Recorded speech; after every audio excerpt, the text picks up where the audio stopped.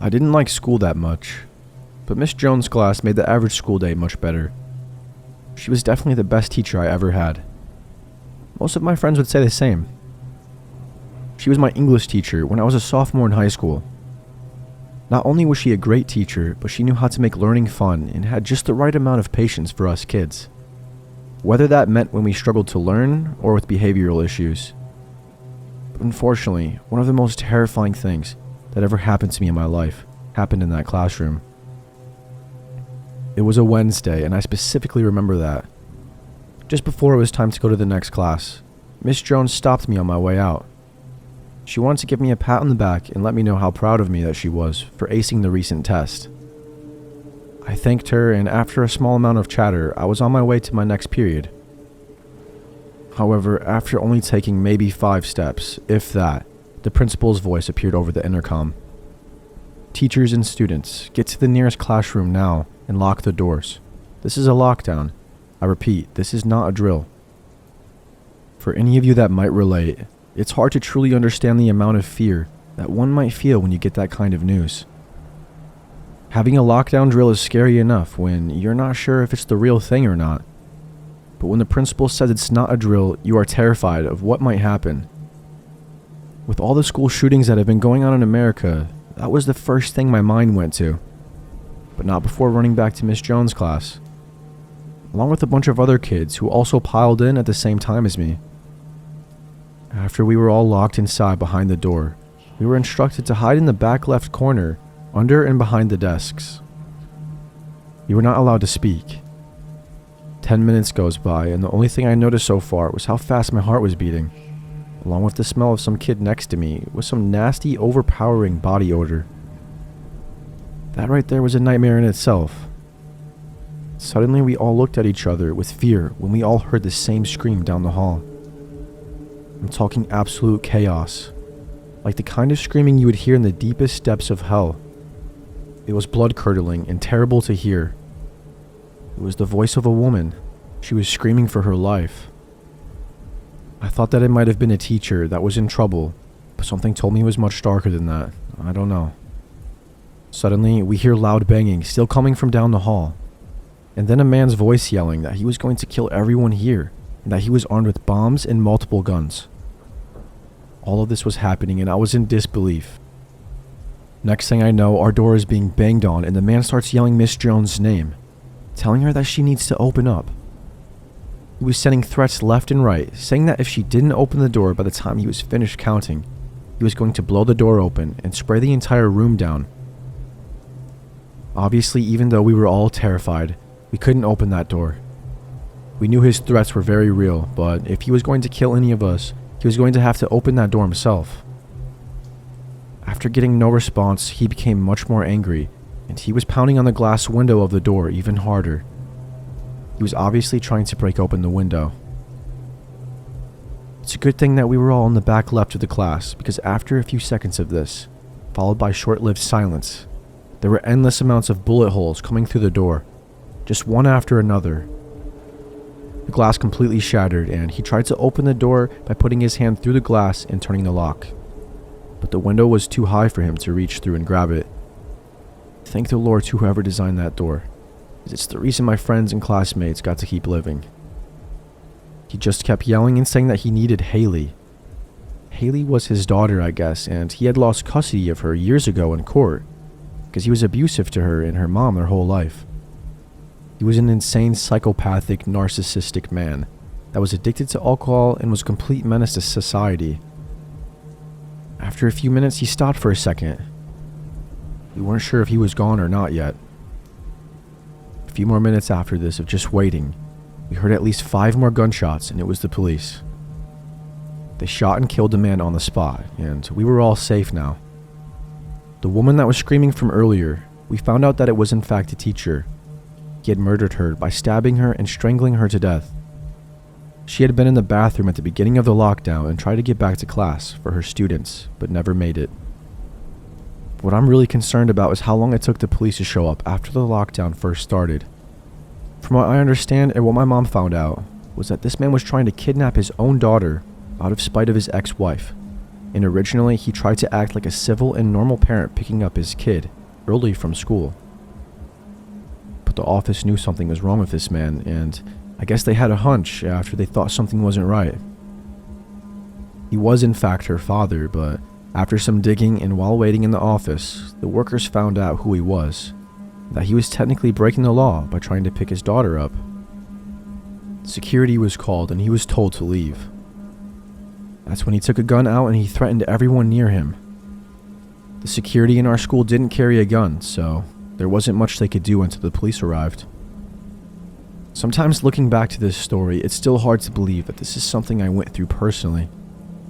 I honestly just feel so horrible for the teacher who lost her life and for anyone that was close to her. And even for Haley, because she was bullied so badly after this for her dad being a school shooter that she had to transfer to a whole different school. There's got to be more that we can do to stop these school shootings from happening, right?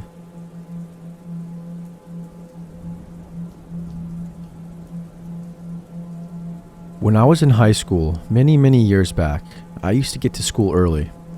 Usually about 15 or 20 minutes sometimes. My mom always took me to school, and she had to be work at a certain time. It was either that or I had to ride the bus every day, which I really would have hated.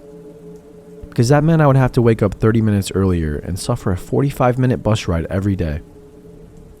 I've rode the bus a few times to school, and I was always one of the first kids to get picked up, so it wasn't very much fun. It didn't help that I didn't know anyone on the bus. So it was fine with me if that meant I would have to get to school early every day. Most of the time I would head to the cafeteria and talk to some of my friends and eat some breakfast while we waited for first hour to start. I ate my food and after a few minutes it was time to go to class.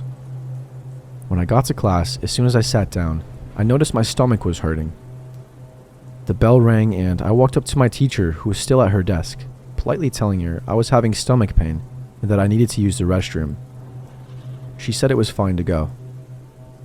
Just like anyone else, I hated doing number 2 at school, but when the duty calls, the duty calls. Sometimes you can't hold it. Sorry to be weird. After I used the restroom, I didn't have much time to waste. Usually when I went to the bathroom during class, I would walk around the school once or twice to kill some time, but I'd already been gone for over 10 minutes, so I needed to hurry up. On my way back to class, I noticed something odd. There was a man trying to get inside through the side door by the west entrance, but it was locked. We made direct eye contact when I stopped to look at him. He then waved at me and pointed at the door, obviously asking me to open it for him. I immediately knew that I couldn't do that. The doors were locked for a reason and I didn't recognize him as a teacher. As I was about to walk away, he started pounding on the door with his palm, and he lifted his lanyard up, trying to show me that he was a teacher. I didn't recognize him though. I was a senior at this time and I knew every teacher in the school. That's when I had the thought that it may have been possible that he was a substitute teacher.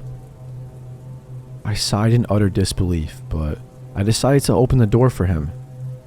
Even though I had a bad feeling, I told myself nothing was wrong. He looked like a normal guy after all. It was really cold outside, so I kind of felt bad after I opened it. "Geez, bud, were you going to leave me out there?" he asked. "Haha, of course not," I said. "Sorry about that. I just woke up a few minutes ago and I'm a bit distracted. It kind of caught me off guard when I saw you," I said. "No kidding," he said. That's when he walked away and gave me a half-hearted smile.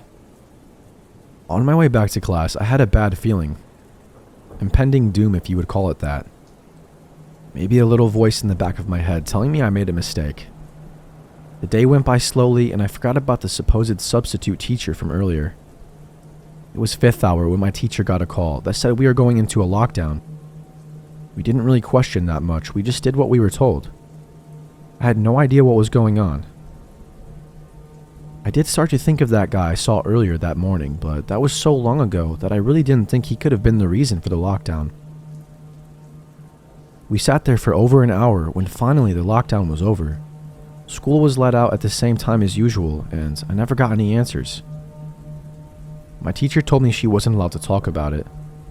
But thankfully, later that night when I got home, my older sister who was in college at the time called me and asked if I was okay. She said that she heard about the lockdown, and a crazy man that was going around the school pretending to be a teacher, trying to talk to the kids and lure them out to his truck. I could not believe it. Still to this day, I never told the school that I let that man in by accident. I've never told a soul. Not even my own family or friends, including my sister. I feel extremely guilty and embarrassed for letting that man inside. He could have hurt someone really bad, but I'm just glad everything turned out okay. It's crazy that he flew under the radar all day at school as a disguised teacher and was only caught when a student reported to the office that he tried to flirt with her and take her out to his truck. He snuck out through one of the back doors and was never caught. All we really know is what he looks like and that he drives an old beat-up red truck. Hopefully he doesn't come back, but I guess there is no way of knowing if he will.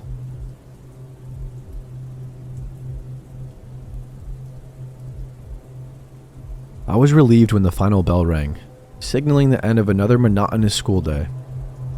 My friends, Jake and Emma, had plans to hang out after school. We decided to explore a nearby trail that was less than a half-mile walk from the school, but we wanted to check out a spot we hadn't visited before. My friends were both 14 and I was 16. With me being the oldest, I felt like I had a sense of responsibility to keep us all in order. On our walk to the trail, we chatted about typical teenage stuff. Upcoming exams, weekend plans, and the latest gossip and everything in between. Whether it be the boys on the football team or one of the wannabe popular girls who we were not very fond of at all. As we made our way into the woods, the air grew cooler and the forest seemed to envelope us. Fallen leaves crunched beneath our shoes, breaking the quietness. Over the course of the next 15 minutes or so, we continued talking about anything you may expect. As we kept venturing through the woods, eventually we started to get off the trail a little bit, and that's when I suggested that we get back on track. But Jake and Emma had no intention of listening to my advice, so I was stuck with what they wanted to do. It certainly wasn't dark, but it was a cloudy day, and as the time ticked on, we realized it was probably going to storm, so we needed to start heading home. We all lived in the same neighborhood right by the school conveniently. We had about another 20 minutes before we would be home, so that gave us time to chit-chat some more. I made a joke about how it was probably going to storm, and that it would suck if we got soaked and caught in the middle of it. Suddenly, Jake stopped, and his eyes were fixated on something ahead. We followed his gaze to a small clearing where an old beat-up tent stood. It looked abandoned and really old, with the fabric being torn and weathered. Despite the strangeness, we approached it out of curiosity. As we got closer, I didn't feel right inside. Emma glanced around uneasily, and Jake nervously joked about a serial killer being in these woods. But our laughter died when a figure emerged from the shadows. It was a man who looked even more beat up and messy than the tent itself. His wide-eyed grin gave us the creeps, and he appeared from within the tent. He rambled incoherently, muttering about his lost daughter supposedly, or I don't know. That's what it seemed like he was on about. Neither of us could understand him very well, but that was all we could really make out. Suddenly, he looked over at us and didn't seem too happy to have company. His appearance told me everything I needed to know about him. My friends and I exchanged uneasy glances, silently agreeing to leave. But this man blocked our path, with his eyes now locked onto us. His speech became even more frenzied, and his demands for our help were growing desperate. He kept asking us to help him find his daughter. Emma stepped back with her voice trembling as she tried to reason with him, but he only grew more agitated. The man's sudden outburst startled us. He lunged forward almost out of nowhere, grabbing Emma's arm. In an instant, I just wanted to run, but I knew I had to help her, so we scrambled to free her. Jake shoved the man away, and we sprinted back down the trail after she broke free from his grip. He kept screaming while we were running that this wasn't over. He didn't try chasing us, thankfully. I don't really think he could have kept up anyways. Despite him being an old man, it's still terrifying to have something like this happen to you. I mean, you never know what someone is capable of, truly. Especially someone that would do something as crazy as this. We didn't stop until we reached the main road. But after a second, I had to stop and catch my breath. When we glanced back, the man was nowhere in sight. We caught our breath, trying to make sense of what just happened. The sun started to set before we knew it, and it was getting dark. I called the police with my friends on speakerphone, and they showed up shortly. We led the police back to the trail, but there was no sign of the man or the abandoned tent. The officers reassured us that they will keep looking, but as far as I'm aware, they never found the man. They promised to patrol the area and advised us to stay away from the woods for our safety from now on. When we parted ways that night, I was just terrified the man was going to show up when I was alone. Sleep didn't come easy for the next few weeks, as my mind replayed the scene over and over. The thought of that man lurking in the woods traumatized me to an extent. The days that followed this were filled with a mix of relief and lingering dread. We never spoke on that encounter again, pretty much silently agreeing to bury the memory.